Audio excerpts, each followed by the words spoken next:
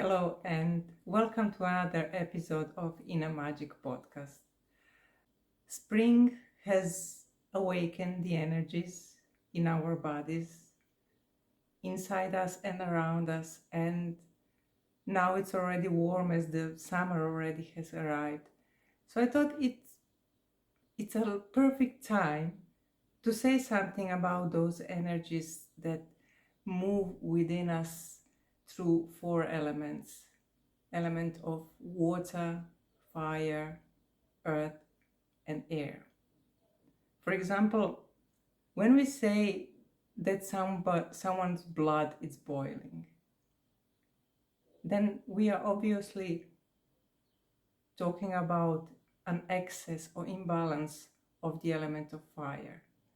Or when we cannot let go of certain thoughts, when we keep spinning in our head monologues and dialogues, and we have a feeling like the ideas and thoughts are taking over us, controlling us rather than we controlling them, then we are talking about the imbalance of the element of air.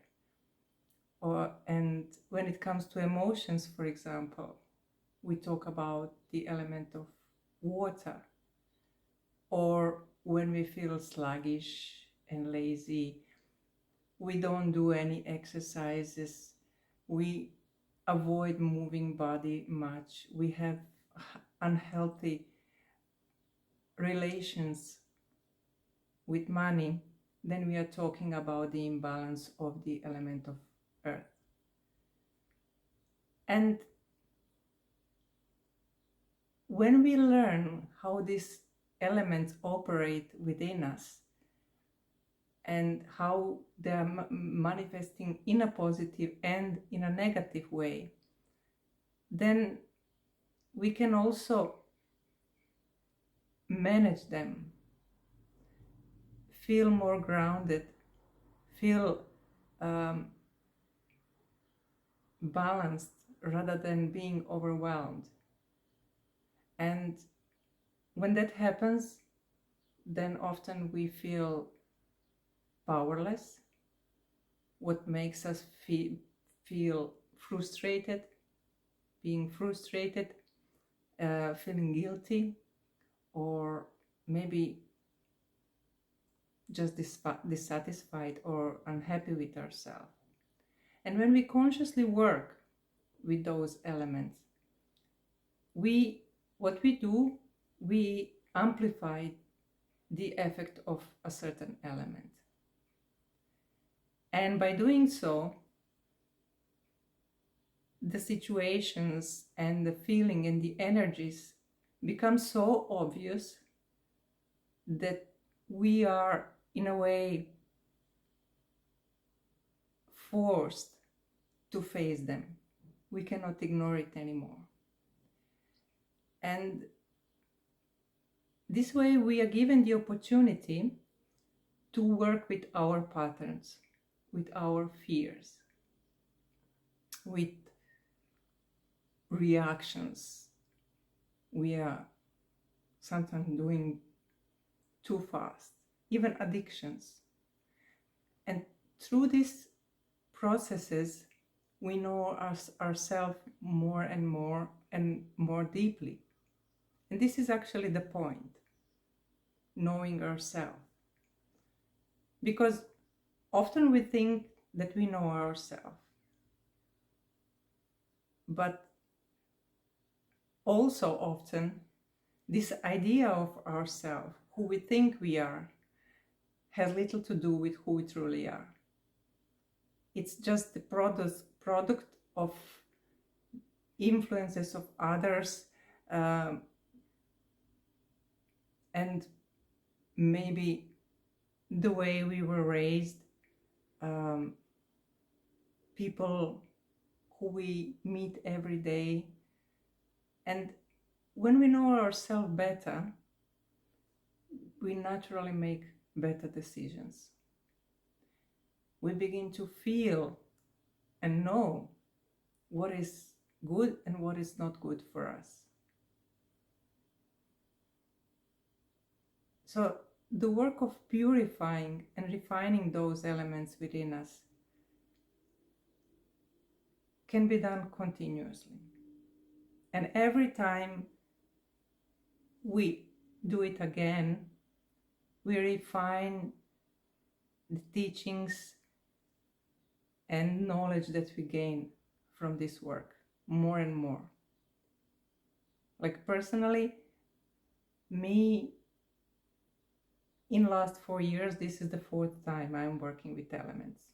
And this time maybe more in a more condensed way through inner alchemy, but results are still quite powerful.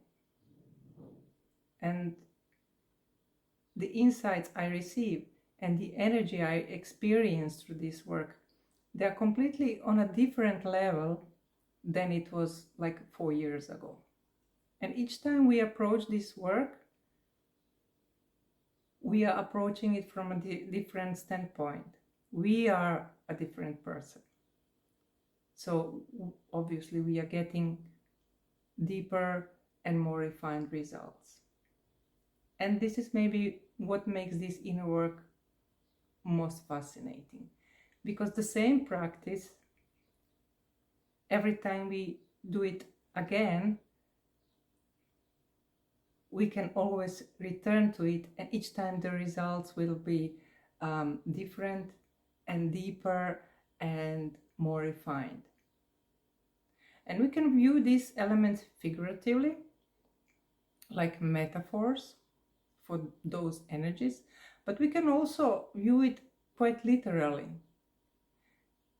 because already the Greek philosopher Empedocles, he developed the theory that everything is composed of 4 elements: water, fire, earth, and air.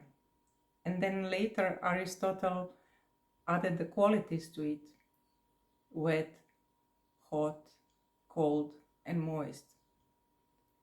While Hippocrates, he used those principles in a medicine. And from these ideas eventually emerged the temperaments we know today, like sanguine, choleric, melancholic, and phlegmatic. And it is actually fascinating how easy we can observe those principles in our everyday life.